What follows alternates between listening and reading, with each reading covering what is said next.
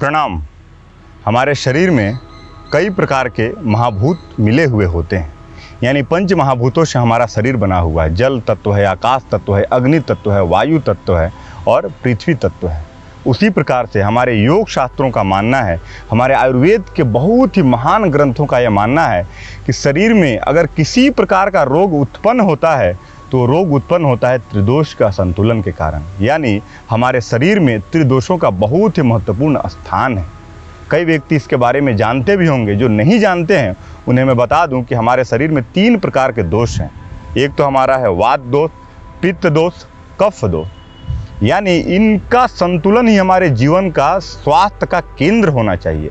अगर ये केंद्र नहीं है, अगर इनमें संतुलन नहीं है, ये बैलेंस नहीं है, ये कंट्रोल नहीं है, ये नियंत्रण में नहीं है, तो आप मान कर चलिए कि आपके शरीर में धीरे धीरे कई प्रकार के नए रोग उत्पन्न होने जाते हैं।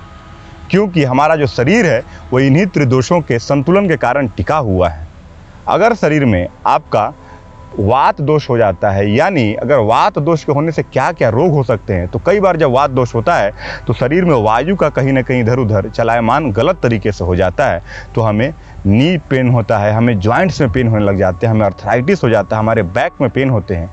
और कई बार तो पेट में जब श्वास भर जाता है, बहुत अधिक अपान वायु भर जाता है, तो ब्लोटिंग की समस्या हो जाती है, पेट फूलने लग जाता है। और यही वायु अगर आपके सिर में चढ़ गया तो व्यक्ति चलते चलते गिर सकता है और बेहोश भी हो सकता है। इतना कष्टकारक और इतना घातक ये है। साथ में ही अगर आपका पित्त दोष का असंतुलन हो गया है तो आपको पथरी हो जाएगा, आपको अपच की समस्या होने लग जाती है, आपको पीलिया रोग होने लग जाता है, और भी कई प्रकार की जो कष्टकारक बीमारी होती हैं, जो घातक बीमारी होती हैं, जो असाध्य बीमारी होती हैं, वो पित्त के असंतुलन के कारण होने लग जाती है। शरीर में बहुत अधिक अम्लता की वृद्धि होने लग जाती है। सबसे और अंतिम हमारा जो दोष है वो है कफ दोष। कफ दोष शरीर में जैसे ही आपका होगा तो आप देखेंगे कि आपके शरीर में बहुत अधिक थकान होने लग जाता है, बहुत अधिक लेथार्जिकनेस का एक भाव उत्पन्न होने लग जाता है, कोई काम करने का मन नहीं करेगा, मन चिड़चिड़ापन रहेगा। और सबसे घातक बीमारी मधुमेह, जो आजकल सबसे खतरनाक है, वो धीरे धीरे कफ दोष का संतुलन के कारण बढ़ने लग जाता है। इसे हम कैसे ठीक कर सकते हैं? योग में, आयुर्वेद में कई प्रकार के क्रिया बता के, कई प्रकार की औषधि बताई गई कि आप अपने त्रिदोषों को संतुलन में बनाए रखें। क्योंकि आप जैसे मान के चलिए कि जो हमारा देश होता है, जो राज्य होता है, उसमें कई प्रकार के कार्यपालिका, विधायिका, न्यायपालिका, इस प्रकार के स्तंभ होते हैं। अगर उनमें एक किसी में गड़बड़ होता है तो धीरे धीरे देखते हैं कि हमारा जो स्टेट है, जो कंट्री है, जो नेशन है, वो कोलैप्स करने लग जाता है। ठीक उसी प्रकार से हमारा शरीर भी है। त्रिदोष में अगर किसी में भी थोड़ा भी इम्बैलेंस होता है तो देखेंगे कि धीरे धीरे शरीर में गड़बड़ी उत्पन्न हो जाती है। इसे ठीक हम कैसे करेंगे? जो हमारा हाथ है, जो हमारा पैर है, उसमें कई प्रकार के नर्व्स जुड़े हुए हैं और कई प्रकार के हमारे शरीर के जितने अंग हैं उसका यहाँ पे कहीं ना कहीं सबसे चूट बना हुआ है। यानी इसको हम प्रेस करके, इसको हम मसाज करके, इसको हम दबा करके कई बीमारी ठीक कर सकते हैं। आज हम हाथ की उंगलियों को रब करके, मसाज करके कैसे त्रिदोष का संतुलन बनाएंगे वही सीखने वाले हैं। तो ये वीडियो को आप छोड़कर मत जाइएगा, पूरा देख कर जाइए। अगर आपको वात दोष में असंतुलन हो गया है, यानी आपको दर्द देने लगा शरीर में, कहीं पर पीठ में दर्द हो रहा है, कमर में दर्द हो रहा है, घुटने में दर्द हो रहा है, एंकल में दर्द हो रहा है, या पेट में हमेशा भरा भरा लगता है, अपान वायु का पूरा वृद्धि हो चुका है, सिर में फैंट होने का लगता है, बहुत अधिक सिर में तेजी से वायु चढ़ गया है, तो आप क्या करेंगे? वो वात का संतुलन है। उसके लिए आपकी जो दाहिने हाथ की उंगली है या बाएं हाथ की उंगली है, उसका जो कनिष्ठिका उंगली है, जो लास्ट फिंगर है, उसको मसाज करेंगे। कैसे मसाज करेंगे? इस प्रकार से पकड़ेंगे दूसरे हाथ से और ऐसे लेकर के ऊपर से नीचे जाएंगे, ऊपर से नीचे जाएंगे। बहुत हल्का नहीं करेंगे, एकदम हल्के हाथों, थोड़ा ताकत देंगे। इतना भी ताकत नहीं दे देंगे कि दर्द और अधिक उत्पन्न हो जाए। धीरे धीरे मध्यम मार्ग को हमेशा अपनाएंगे।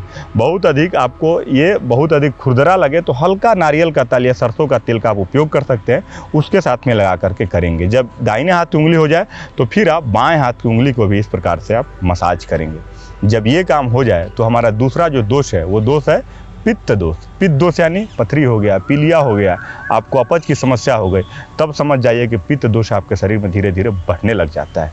और भी उसके कई प्रकार के लक्षण हैं। जब ये हो जाए तो आपको क्या करना है? जो इंडेक्स फिंगर है, हमारे दोनों हाथ की उंगली, जो इंडेक्स फिंगर ये है, उसको मसाज करना। कैसे करना है? उसी प्रकार से इसको भी करेंगे। ऐसे कर देंगे, बाकू उंगली को नीचे, और इसको इस प्रकार से मसाज करेंगे। यहाँ कर लेंगे जब दाहिने हाथ को, तो फिर आप बाएं हाथ को भी करेंगे। थोड़ा आप तेल का उपयोग कर सकते हैं। जैसा आपको अच्छा लगे, जैसा सहज लगे, वैसा ही आप उपाय अपने आप में अपनाएंगे। जब ये हो जाए तो हमारा अंतिम दोष बच जाता है कफ दोष। कफ दोष यानी आपको आलस्यता हो रही है, आपको थकान हो जा रहा है, थोड़ा चलते हैं तुरंत थकने लग जाते हैं, श्वास फूलने की बीमारी होने लग जाती है, दमा हो जाता है, अस्थमा हो जाता है, एलर्जी है, और आपको खास करके अगर डायबिटीज़ की तरफ आप बढ़ रहे हैं तो कफ दोष का असंतुलन है। उसके लिए आप क्या करेंगे, जो आपकी जो रिंग फिंगर है जिसमें हम अंगूठी पहनते हैं, उस फिंगर को मसाज करना है। इस प्रकार से देख रहे होंगे, ध्यान से देखिए और ध्यान से इसको करना है। बड़ी ही प्रगाढ़, बहुत ही अच्छी विज्ञान की तकनीक है जिससे आप इसे ठीक कर सकते हैं। जब दाहिने हाथ में हो जाए तो बाएं हाथ की जो रिंग फिंगर है, ये जो रिंग फिंगर, इसको मसाज आप करेंगे। बैठ जाना है कहीं पर भी और चुपचाप करेंगे।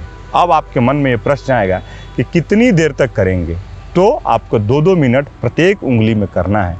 यानी 2 मिनट वात दोष के लिए कनिष्ठिका को किए, 2 मिनट फिर आप इसके लिए किए, पित्त के लिए किए इंडेक्स को, फिर 2 मिनट किए आप रिंग फिंगर को कफ के लिए। जब दाहिने हाथ में हो जाए तो फिर बाएं हाथ में, यानी 2-2-2 6 मिनट इसमें लगना है और 6 मिनट इसमें लगना है। 10 से 12 मिनट में आपका यह अभ्यास पूर्ण होगा, लेकिन इसका जो लाभ मिलने वाला है वो अपूर्ण मिलने वाला है। इसका कोई अर्थ ही नहीं है, इसका कोई बहुत अधिक मापदंड नहीं है। तीनों दोष का अगर आप संतुलन बना लेते हैं तो आप मान के चलिए कि आपके शरीर में किसी प्रकार की बाकी जो रोग है, कोई पीड़ा है, वो रहने वाली नहीं है। घर छोड़कर वो तुरंत भाग जाएंगे। तो इस अभ्यास को आप नियमित कीजिए। नहीं होता है तो आप वीडियो खोलिए, वीडियो के साथ में आप करेंगे 2-2 मिनट तक पॉज करके। और अगर हो जाता है तो एक बार सीख लिए तो हर दिन घर में बैठकर सुबह शाम 2 समय अगर करेंगे इसको, 10-10-20 मिनट जाने वाला है, तो देखेंगे कि आपका जो स्वास्थ्य धीरे धीरे वृद्धि करने लगा। बुढ़ापे में कई प्रकार के रोग उत्पन्न हो जाती है व्यक्तियों को, और तीनों दोष का संतुलन के कारण और भी कई प्रकार की बीमारी जन्म लेगी। तो इसको अगर आप करेंगे तो ठीक रहेंगे। करना कैसे है, कहीं पर भी बैठ के, कुर्सी पर, सोफा पर, बेड पर, बस में अगर कहीं जा रहे हैं वहाँ बैठे हुए हैं, गाड़ी में अपने जा रहे हैं वहाँ बैठे हुए हैं, बस रीढ़ की हड्डी को सीधी करनी है। और इस मुद्रा का अभ्यास और इस तकनीक का अभ्यास जो है, इसका अभ्यास आप करेंगे तो आप एकदम ठीक हो जाएंगे। तो अगर आप अपने आप को इस तरह से ठीक करके स्वस्थ कर सकते हैं इस उपाय को अपनाकर, तो इस वीडियो को बाकी के साथ भी शेयर कीजिए, क्योंकि आपके रिश्तेदार, आपके मित्र, आपका बेटा, आपका जो पिताजी हैं, सबके साथ ये वीडियो को शेयर कीजिए ताकि उन्हें भी किसी प्रकार की दिक्कत ना हो। अगर किन्हीं को कोई दिक्कत नहीं है तो भी ये करेंगे तो कोई और रोग अन्य नया जो है उत्पन्न नहीं होगा। तो इसको खूब शेयर कीजिए। और भी किसी प्रकार की अन्य जानकारी के लिए हमारे आप कमेंट सेक्शन में कमेंट कर सकते हैं। और इसी प्रकार की योग, अध्यात्म, आयुर्वेद से संबंधित मार्गदर्शन के लिए आप हमारे चैनल द योगी मॉन्क को सब्सक्राइब कर सकते हैं। बहुत बहुत धन्यवाद।